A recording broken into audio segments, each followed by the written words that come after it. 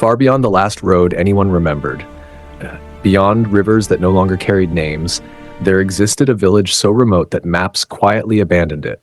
No borders claimed it, no records mentioned it. The wind alone seemed to know the path there, and even it arrived cautiously, as if afraid of what it might stir.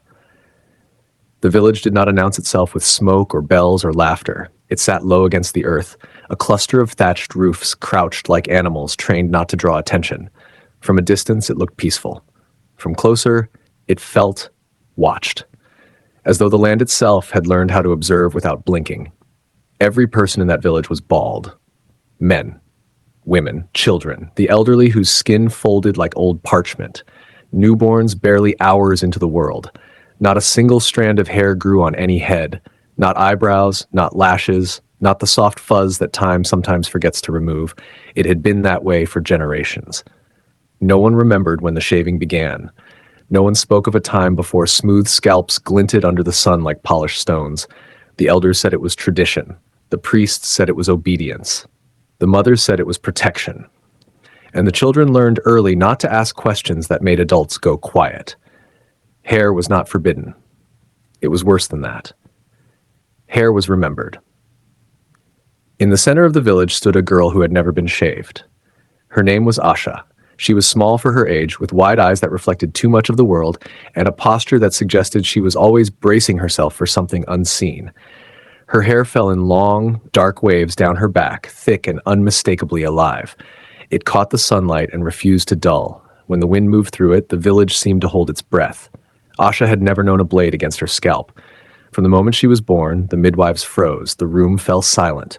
No one celebrated. No one wailed. They simply stared as dark curls emerged, damp and undeniable, clinging to a tiny head like a declaration. Her mother, Nira, was bald like everyone else. She reached for her child with shaking hands, already knowing what the elders would say before they said it. "She must never be shaved," the oldest woman whispered. Not as a suggestion, as a sentence. Asha grew up knowing she was different before she understood why. Children stared. Adults looked away too quickly.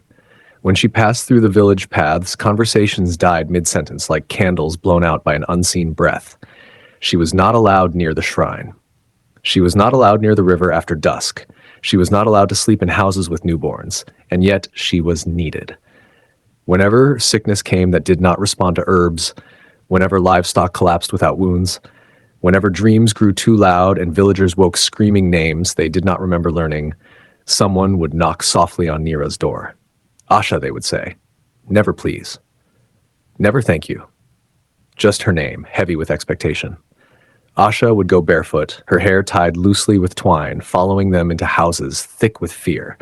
She would sit beside the afflicted and listen, not to words, to silences, to the spaces between breaths where something old liked to hide.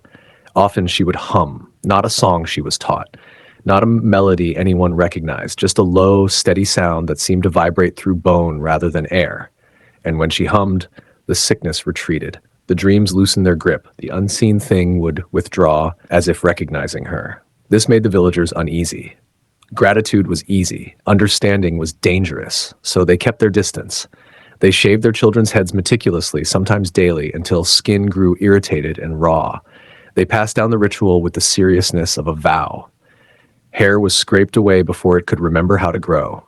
No one told Asha why, until the night the ground shook. It began with a sound like the earth clearing its throat. Huts rattled. Birds screamed from trees. The shrine's carved stones split with sharp cracks that echoed too loudly for their size. People poured into the central clearing, bald heads reflecting moonlight, eyes wide and searching. And in the middle of it all, Asha stood perfectly still. Her hair lifted, though there was no wind. The elders knew then. They had known, really, all along. But knowing something privately and admitting it aloud were two very different acts. "The bindings are weakening," the head priest said, his voice brittle. "We have delayed too long." Delayed what? Asha wanted to ask, but she did not speak. She had learned that questions changed nothing. They took her to the shrine at dawn. It was the one place she had never been allowed. The one place that seemed to hum even when empty. Stones arranged in a circle, etched with symbols worn smooth by time and dread. At the center, a pit covered by a slab so heavy it took 10 men to shift it even slightly. The smell that rose from below was not rot, it was memory. The elders sat, the priests stood. The villagers formed a wide ring, none daring to step closer than tradition allowed. You were not spared, the oldest woman said to Asha, her voice shaking. You were prepared. For what? Asha finally asked. The answer did not come immediately. Instead, the priest gestured to the carvings. Long ago, before hair was feared, before blades became prayers, something came to this land. It fed on remembrance, on identity, on the parts of people that grow without permission. Asha's fingers curled instinctively into her hair. We tried to fight it, the priest continued. Weapons failed. Fire failed. So we listened. It told us what it needed to sleep. Silence. Hair, the old woman whispered. It remembers too much. They told her then that hair carried stories, bloodlines, echoes of ancestors, that the thing beneath the shrine could follow those echoes like paths, that when people shaved, when they erased the outward sign of continuity, the thing lost its way. But not completely, the priest said. It still stirs, it still listens. That is why one must remember for all. Asha understood before they finished. She had been allowed to keep her hair because it was bait, a living tether, a focus point so the rest of the village could remain invisible. You are the anchor, the old woman said. As long as you live, it stays bound. As long as your hair grows, it sleeps. Asha's mouth felt dry. And when I die? No one answered. The ground shook again, softer this time, like a warning. That night, Asha did not sleep. She sat outside her hut, fingers moving slowly through her hair, feeling each strand as if memorizing it. She realized then why the humming came so naturally, why sickness recoiled, why dreams listened. She had been speaking its language all along. At dawn, she went to the shrine alone. No one stopped her. The slab had shifted slightly since the last quake. Just enough to reveal darkness below. Just enough for a voice to slip through. Not loud. Patient. It spoke her name as if it had always known it. Asha did not scream. She knelt. You remember, the voice said, pleased. You carry what they buried. I was born this way, she replied. Nothing is born without purpose. She leaned closer, hair falling forward like a curtain. The air grew warmer. The hum rose unbidden in her chest, resonating with something deep and vast below. What do you want? She asked. To wake, the thing said, to finish what was interrupted. And if I refuse? A pause. Then, gently, you cannot refuse what you are. The village gathered by the time the sun reached its highest point. They found Asha standing at the shrine, hair loose, eyes calm in a way that terrified them more than fear ever could. She turned to them. I will not bind it anymore, she said. Cries erupted. The elders pleaded. The priests threatened. But Asha shook her head. You shaved yourselves to forget, she continued. You taught your children that erasure is safety, but it has only fed hunger with silence.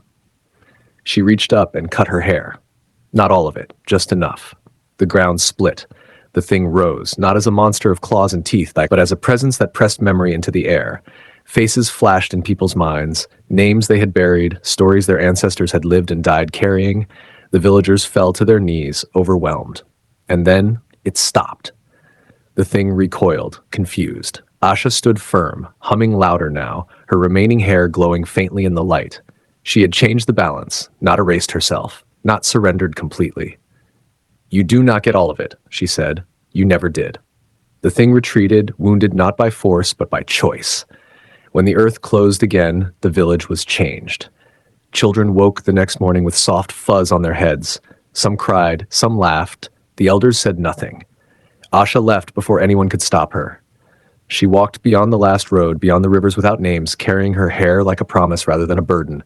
And the village, no longer bald, no longer hidden, finally began to remember itself. But some nights, when the wind hesitates, when scalp pricks with phantom sensation, the elders swear they still hear a hum beneath the ground, waiting.